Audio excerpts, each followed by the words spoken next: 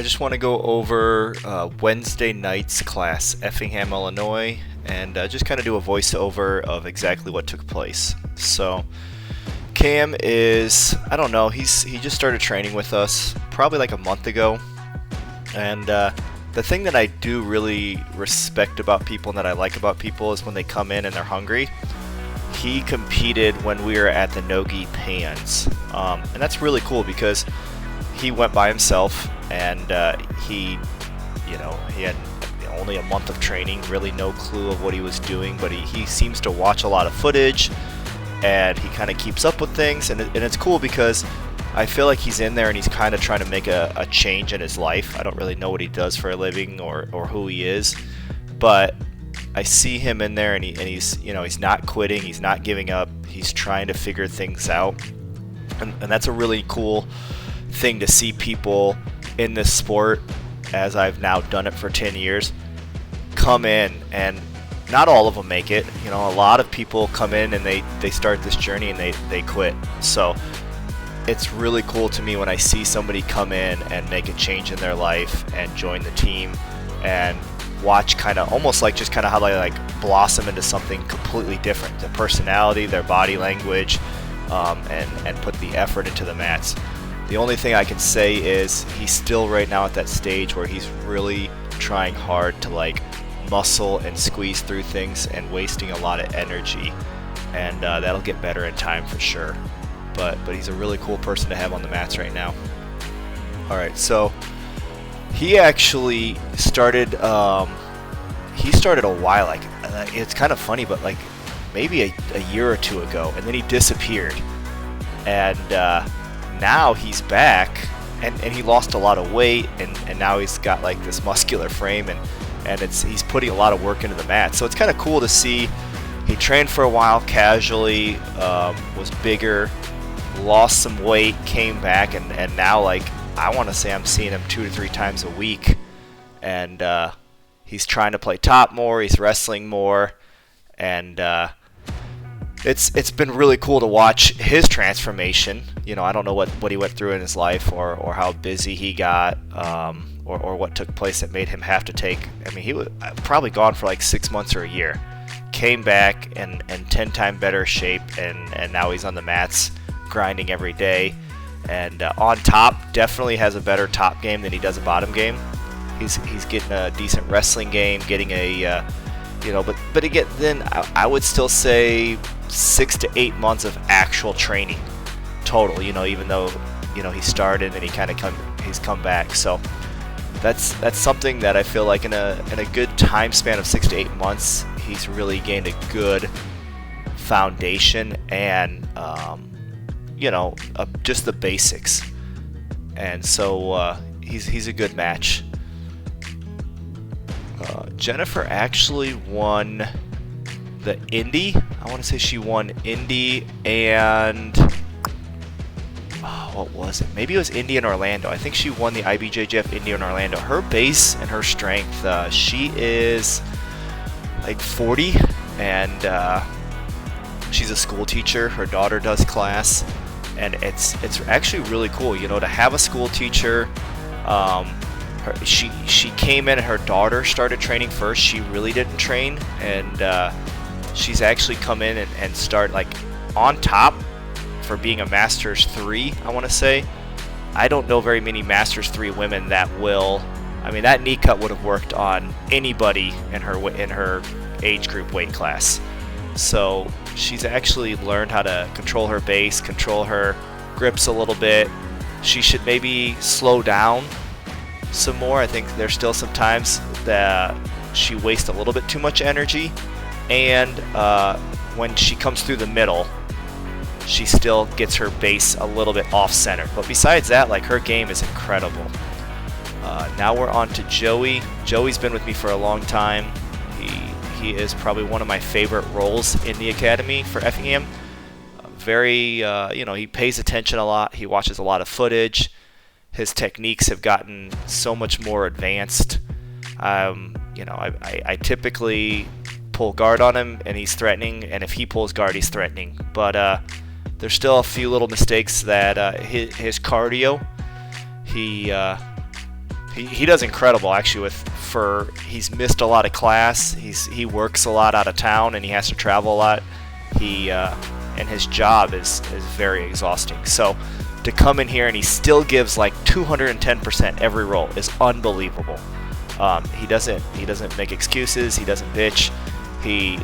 Every time I look over and I watch him rolling, he is dying. He's sweating. He's exhausted. He's putting all these high-level techniques together. I mean, passing his guard takes 5 or 6 different series and chains.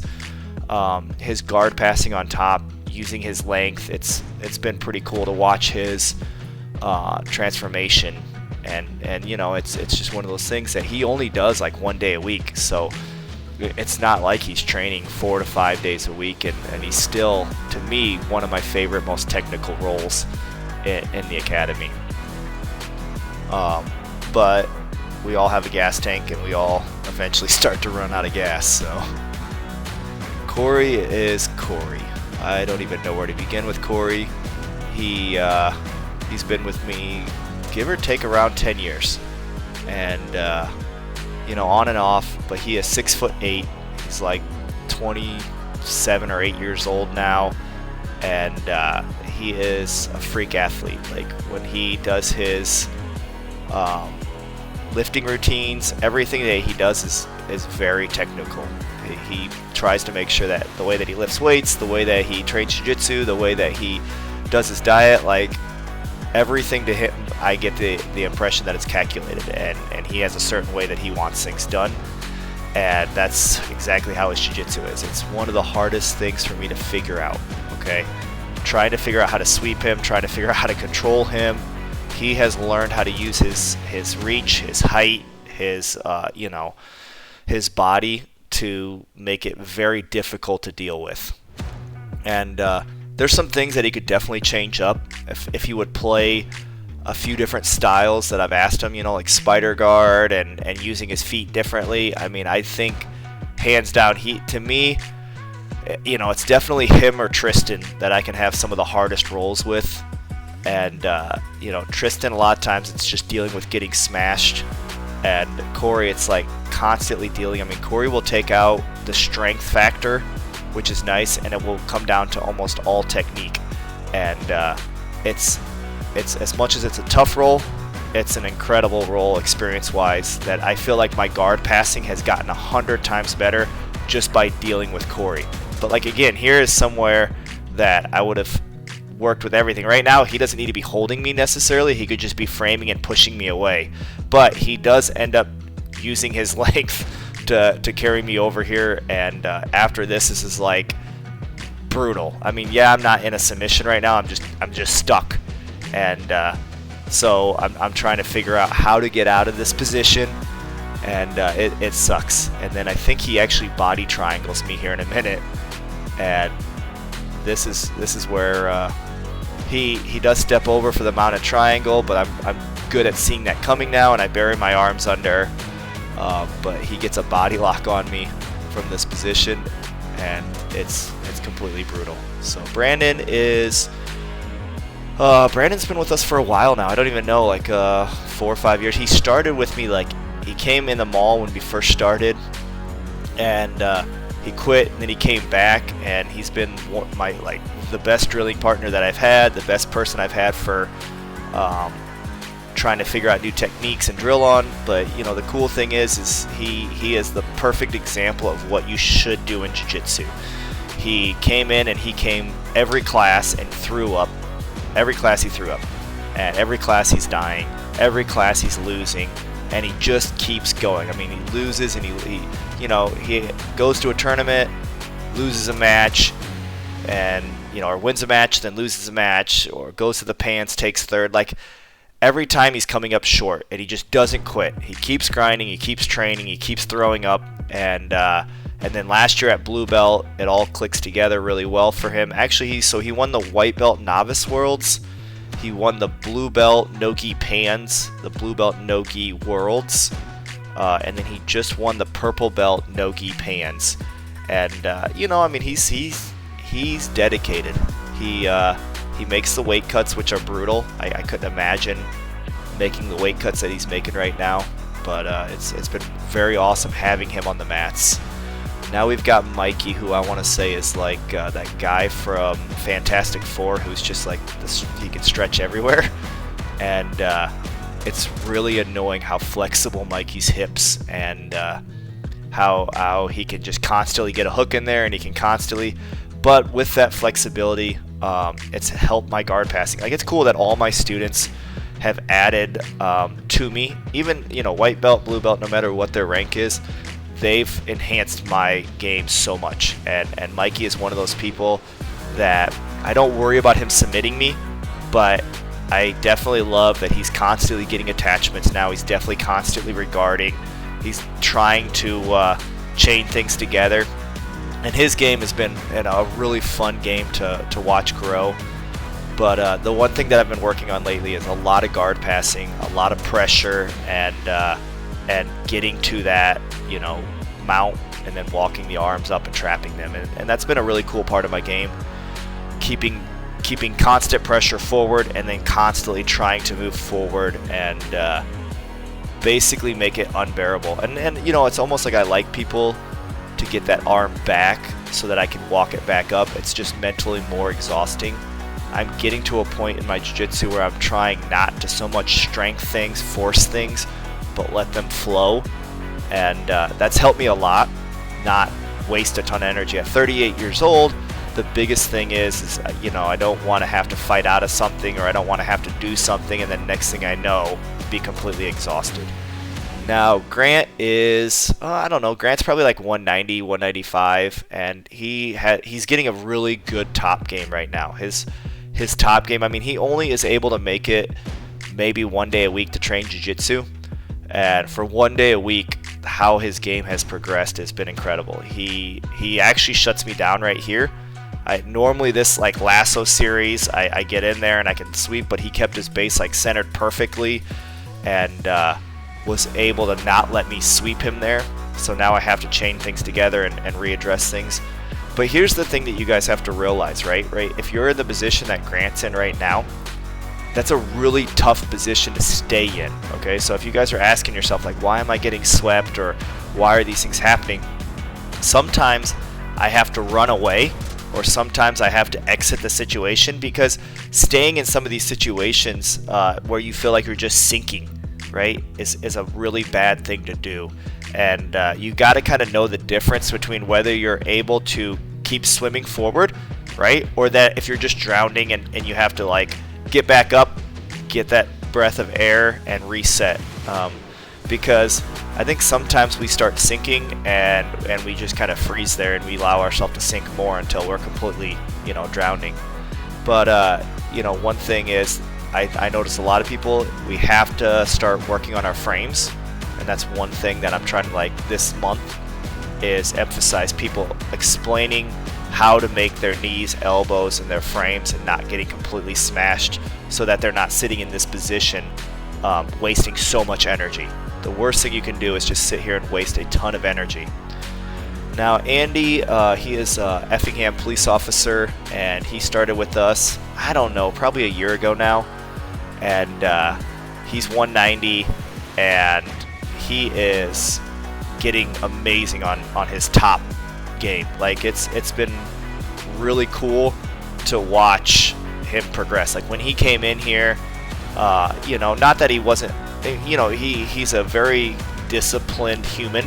Like, he's one of those people that his workouts, his jiu-jitsu, all those things, kind of like Corey, he's very anal on making sure that he does things the correct way. So when he came in, he was already strong at a good base, but now he's chaining these things together and these series together, and pinning hands and fighting feet and having a good base, that it's been so annoying to deal with him, as you can see here. Like, and he's 41, I think he's 41 years old, white belt, moving incredible on top. Now if he goes to his back, there's a lot of our students that they do need to work on their guard right now. And the funny thing is, when I started the academy, that's all we worked on was guard. But now so many people are becoming good top players because there's so many good guard players.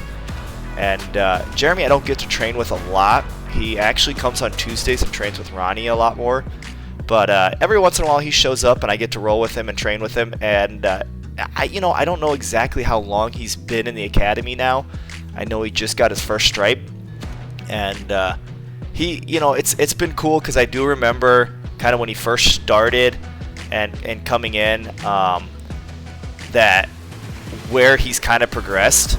I know sometimes it doesn't look like it when you roll with your students as the instructor, but feeling people, just how their mobility and their strength and how they're chaining things together, even just watching their brain work, or even watching, kind of like going back to Jennifer, just controlling your anxiety and just staying calm in like these situations, right, makes such a huge difference. And I think that's what's really cool about the sport is even if you don't ever compete, or even if you don't necessarily go anywhere with the sport, just letting like yourself control your anxiety, control your emotions, continuing to work even under pressure. Like he never quit. I maybe had a submission or two attempt, but for the most part, like he did very good at defending and making sure he didn't reach his arms and keeping his frames in there, not giving up anything, too bad, not giving up extra points. I think sometimes in the beginning, we don't know the systems, we don't know exactly what's going on, and we just give away free points and free positions. And I see a huge change in his game that he's made, that he hasn't just given up these things. Derek has been with me since the beginning, actually before I started Jiu-Jitsu, but he is the most stubborn man alive. Now, actually, I got to give him a lot of credit on this roll. He did very, very good on this roll. Like keeping his knee in here, not giving up the triangle, keeping his posture. I really did for a minute think I was going to get that triangle, and he kept his knee in and he was patient. I don't know, Derek's probably 42, 40, somewhere in there. And he's been training. This has got to be his 10th year now. And, he won, I want to say like white belt pans, blue belt pans.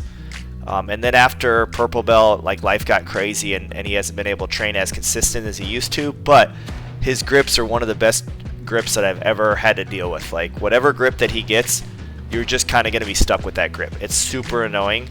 And he does a very good, even though his style isn't necessarily like the new style of Jiu-Jitsu, he has learned how to like use these grips, use this gi, and do very, very well at not getting submitted. He is a master at figuring out a lot of times not how to get submitted, and it's probably one of the most annoying roles. Which in this sport, if you're annoying, you're definitely doing something right. I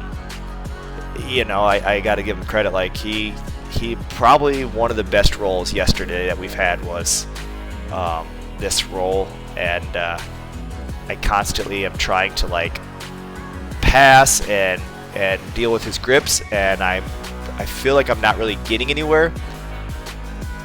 So I do a leg switch over like right here, which is what I've been working on. So I when people are playing this knee shield, I'm gonna cut the angle so that I can flatten him out. But his foot on my hip right here is he's 6'1" or 6'2", really annoying. And this is a good sequence. But how I'm going to shut this down is I'm going to drive hard to the right, and then I'm going to collapse that hip. And this has given me a lot of success lately, like the leg weave position, and then all I do is start walking the hands up. I don't even care about the legs anymore because they're going to give me the pass as long as I keep the arms above the head and I keep walking those things up. So I just got to make sure that I don't get stuck in like a half guard or a close guard. And so quarter guard doesn't bother me. We go off screen here. And now we're back to Brandon. Brandon's actually getting a really good shot off the beginning. He's actually scored points on me quite a bit with that shot, which annoys me a lot. And from here, I kind of set up a weird back, like a bow choke, but not with the traditional hooks. Actually, like if I was to lose the lapel, I would be in a bad position here. But because he has my leg stuck, but I have a really good grip right now, like with the zipper choke series. And he's pretty stuck. So we're kind of both stuck here. He's trying to figure out how to like get out of the choke, and I'm trying to figure out how to get my leg free, he kind of wall climbs up here, so we just reset. He says to start with the back again, and then I have to throw. I cut my toe open in the beginning of class. I just kind of go back to a modified crucifix, which he can just roll right out of. And now we're grip fighting.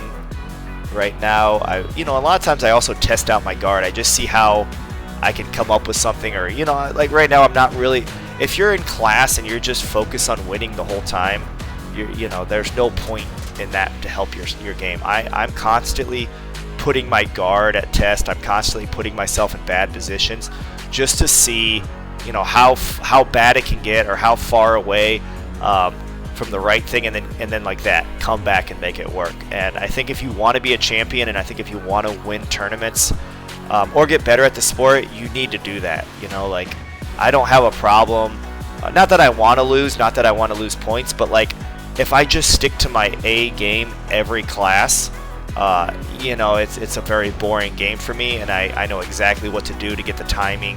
There's the reverse knee cut that I've been working on, but you got to have 4 or 5 different games in every environment, and you got to make sure that you're constantly testing yourself and knowing your limits. That's the biggest thing. So I definitely appreciate you guys watching this, and make sure you like and subscribe, and have a great day.